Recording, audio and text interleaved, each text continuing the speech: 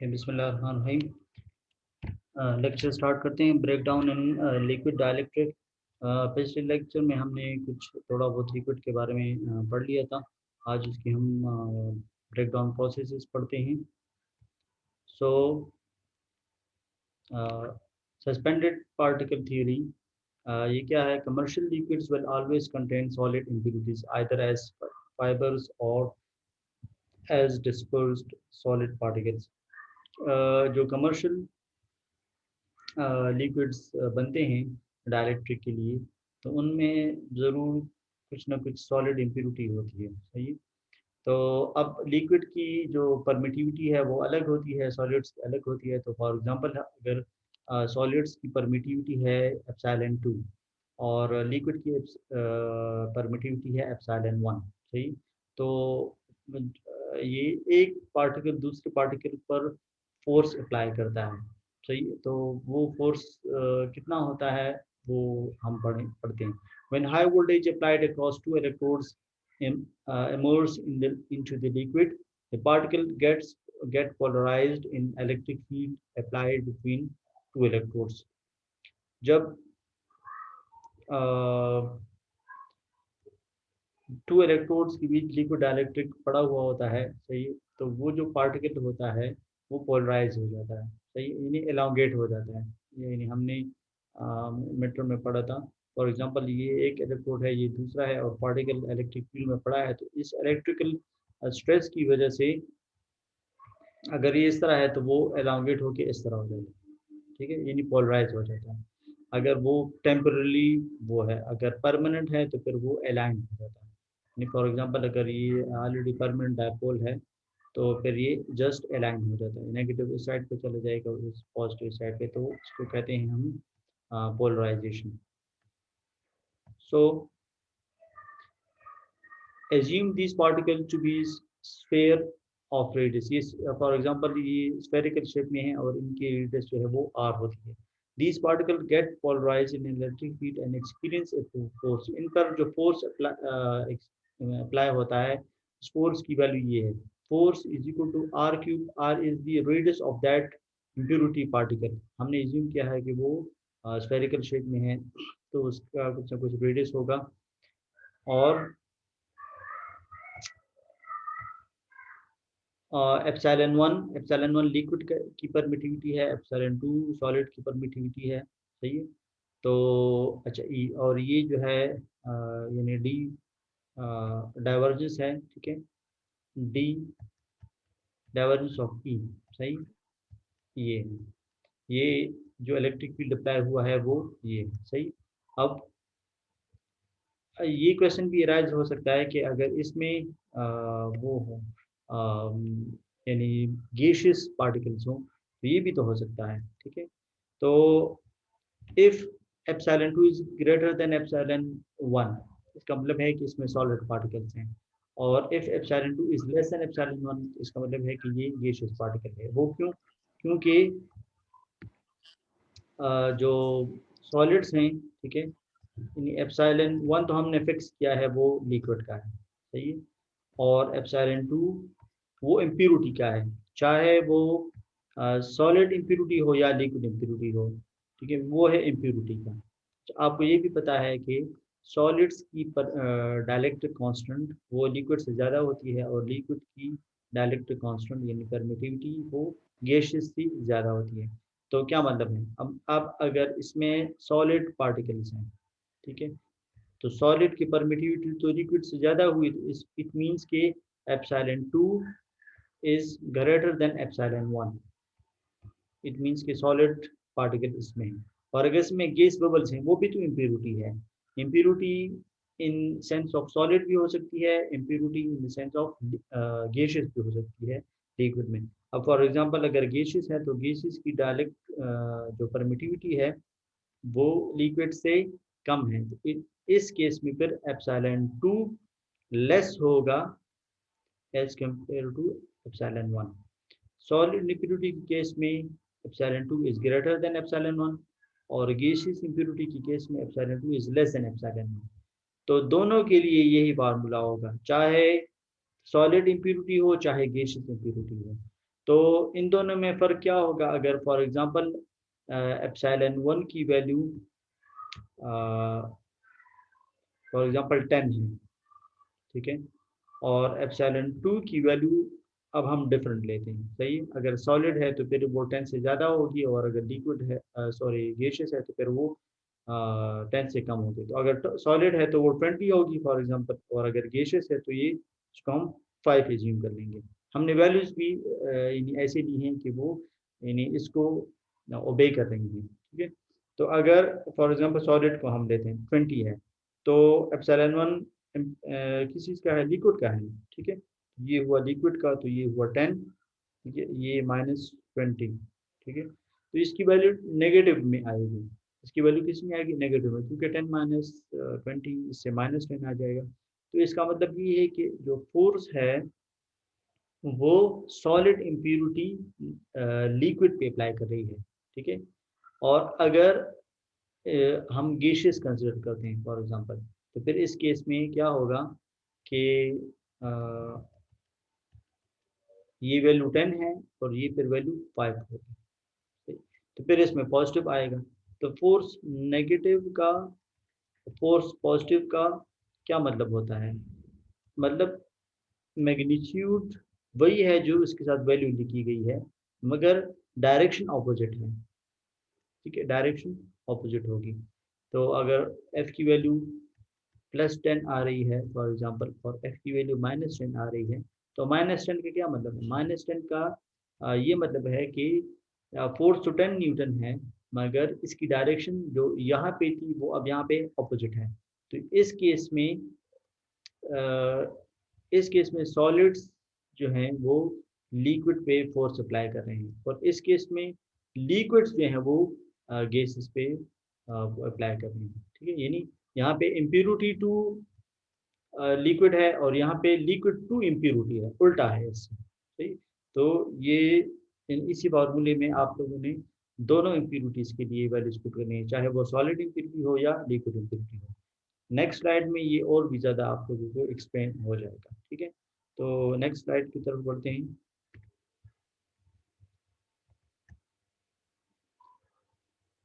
अच्छा, ये देखिए, if this heat exceeds the breakdown strength of the liquid, तो क्या होगा? ज़ाहिरी बात है, लोकल ब्रेकडाउन अकर होगा near the particle, and this will result in the formation of the gases bubbles which may lead to breakdown of the gases, सही।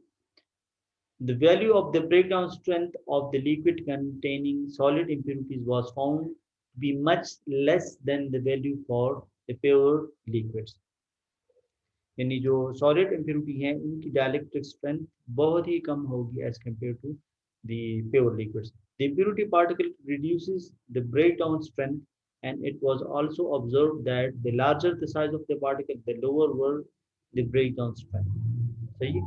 यानी ज़ाहिर बात है कि जब प्योर लिक्विड में आपको इम्प्योरिटी ऐड होगी तो उसकी डाइलेक्ट्रिक स्ट्रेंथ कमज़ोर होगी, और ये हमने पढ़ा था। इन इसकी एग्जांपल मैंने आपको ट्रांसफार्मर ऑयल की दी थी कि हम ब्रीदर क्यों यूज़ करते हैं कि जब ऑयल का लोड के बढ़ने से ऑयल का टेम्परेचर बढ़ जाता है तो वो हवा को बाहर यानी एक्सहेलिंग करता है, और जब फिर लोड कम होने की वजह से हीट कम हो जाता है तो वो इनहेलिंग करता है। तो दोनों केसेस में इनहेलिंग यानी एक्सहेलिंग के केस में जो है हवा आप बाहर और अंदर आ सकती है। तो जब अंदर आएगी तो अगर उसमें डस्ट पार्टिकल या मॉइस्चर वगैरह होगी तो वो ट्रांसफार्मर ऑयल की डाइलेक्ट्रिक स्ट्रेंथ को कमज़ोर कर सकती है, ठीक है। तो it reduces the dielectric strength, breakdown strength of any liquid dielectric, ठीक है।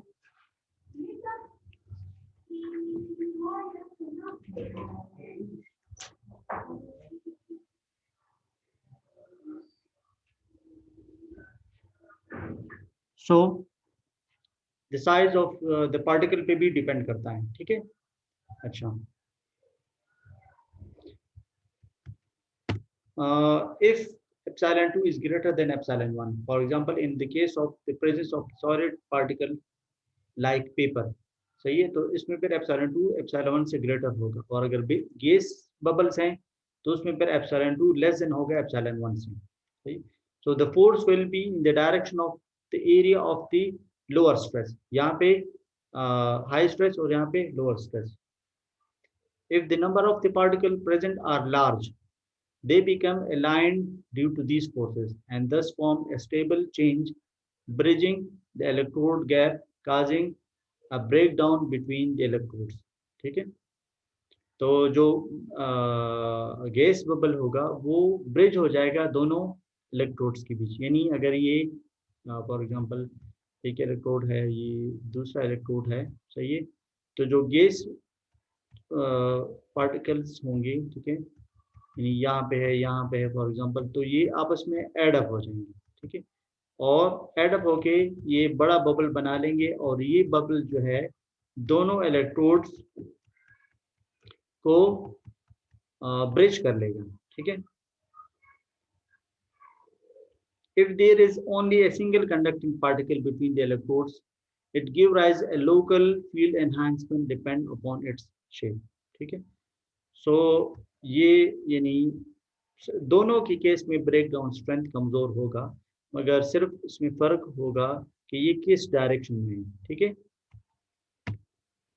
अच्छा, दूसरी थ्योरी है cavitation and the bubble theory. सही, सो अच्छा,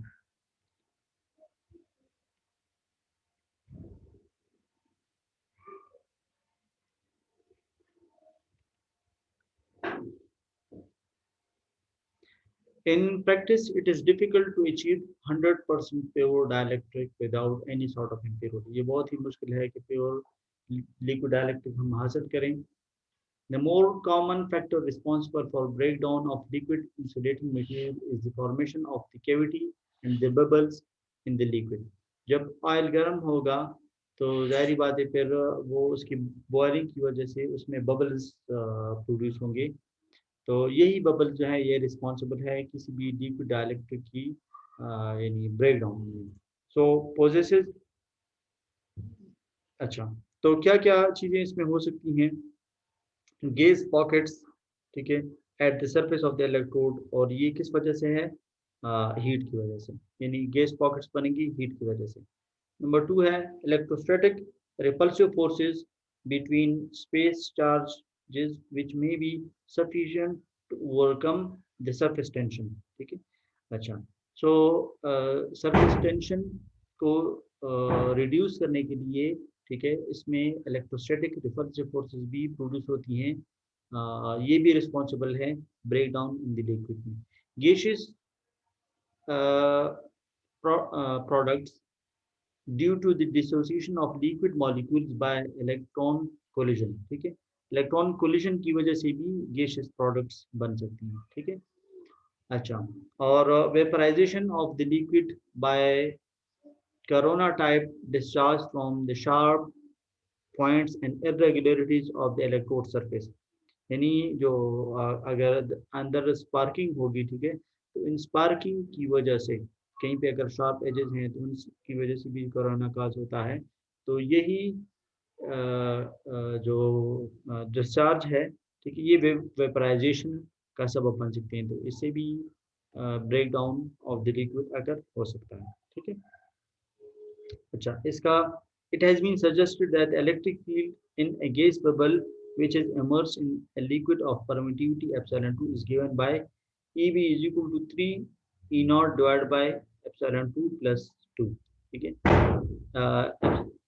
E naught क्या है? E naught is the field in the liquid in the absence of the bubble। अगर कोई बबल ना हो तो इलेक्ट्रिक फील्ड की वैल्यू ई नॉट होगी, और अगर जब बबल्स अगर होंगे तब इसकी जो इलेक्ट्रिक फील्ड इंटेंसिटी होगी वो ई बी होगी, where E B is the field equals the gaseous ionization field discharge takes place which will lead to decomposition of the liquid and breakdown may follow। सही, तो अगर आप देखें तो E B की वैल्यू फिर कम हो जाएगी। सही, ई नॉट अगर कोई भी वो नहीं है तो ई नॉट और ई बी बराबर है, और अगर कोई बबल्स अगर होंगे या केविटीज अगर होंगी तो फिर उसमें उसकी वैल्यू भी ऐड हो जाएगी, यानी एप्सिलॉन 2 क्या है? Epsilon 2 is the permittivity of the impurity, चाहे वो लिक्विड चाहे वो सॉलिड्स हैं या गैसियस फॉर्म में है, दोनों के केस में आपने एप्सिलॉन 2 की वैल्यू को पुट करना होगा, जिससे ई बी की वैल्यू कम हो जाएगी। इसका मतलब ये है कि इलेक्ट्रिक फील्ड इंटेंसिटी के कम होने से जो ब्रेक डाउन होगा वो जल्दी आकर होगा। सही। अच्छा, सो a more accurate expression for the bubble breakdown strength is given by this। ठीक है, इसमें एप्सिलॉन 2 आपको पता है परमिटिविटी ऑफ द इम्प्योरिटी है, epsilon 1 permittivity of the liquid है। ठीक है, ये sigma, sigma is the surface tension. आपको पता है हर लिक्विड का अपना एक सरफेस टेंशन होता है। ठीक है, तो ये इसका जो है सरफेस टेंशन है। बाकी इसमें वी भी है, ब्रेकडाउन वोल्टेज है। E naught is the electric field intensity of the liquid in the absence of bubble है। ठीक है, इसका आपने ख्याल रखना हो। बाकी ऐसी कोई R is the radius of the impurity अगर वो spherical shape में है तो। ठीक है, अच्छा यहाँ पे लिखा भी है where sigma is the surface tension of the liquid, epsilon 2 epsilon 1 are the permittivities of the liquid and the bubbles। ठीक है, respectively r is the initial radius of the bubble and अच्छा फिर आपको पता है वो elongate होगा तो वो रेडियस नहीं, फिर इनिशियल रेडियस जो है इनिशियल कंडीशन में जो रेडियस है वो r हम कंसीडर करेंगे। And vb is the voltage drop in the bubble। it can be seen that breakdown strength depend on initial size of the bubble, which of course depend upon the hydrostatic pressure above the bubble and the temperature of the bubble। ठीक है, यानी जो hydrostatic hydrostatic pressure है या जो temperature है, ठीक है, इसकी वजह से रेडियस की वैल्यू चेंज हो सकती है और उसकी रेडियस की वैल्यू चेंज होने से ब्रेक डाउन स्ट्रेंथ भी चेंज होगा। सही। This theory does not take into account the production of the initial bubble and hence the results given by this theory do not agree well with the experimental results। ठीक है, इसलिए ये theory आपको ज़्यादा accurate value नहीं देगी। क्यों? क्योंकि इन्होंने आर जो लिया है वो आर लिया है जिसमें इम्प्यूरिटी का रेडियस इनिशियल रेडियस है, जबकि हमने अभी पढ़ा कि हाइड्रोस्टेटिक प्रेशर और टेम्परेचर की वजह से इस रेडियस की वैल्यू चेंज होगी। जब इस रेडियस की वैल्यू चेंज होगी तो ई बी की वैल्यू भी चेंज होगी। तो जबकि इन्होंने कहा है कि आपने कौन सा रेडियस लेना है, सिर्फ इनिशियल वाला रेडियस का है, तो इसलिए ये जो रिजल्ट्स हैं, ठीक है, ये आपको ज़्यादा एक्यूरेट वैल्यू नहीं देंगे। ठीक है, अच्छा फिर तीसरी थ्योरी जो है वो स्ट्रेस्ड ऑयल वॉल्यूम थ्योरी है। तो ये क्या कहती है कि द डाइलेक्ट्रिक फील्ड और the breakdown strength of the liquid is the function of the largest possible impurity और weak length। ठीक है, जो इसमें impurity है इसको इन्होंने weak length का नाम भी दिया है और ये कह रहे हैं कि जो डाइलेक्ट्रिक स्ट्रेंथ है वो स्ट्रेस्ड ऑयल वॉल्यूम का फंक्शन है। अब स्ट्रेस्ड ऑयल वॉल्यूम क्या है?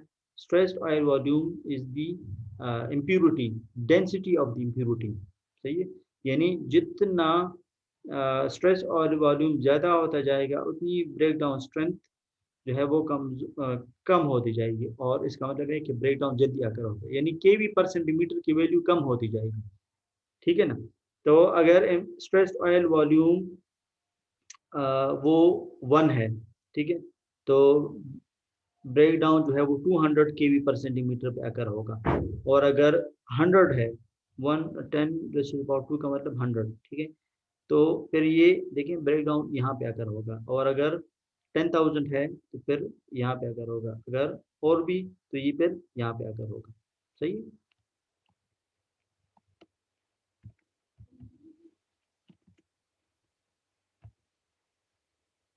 सो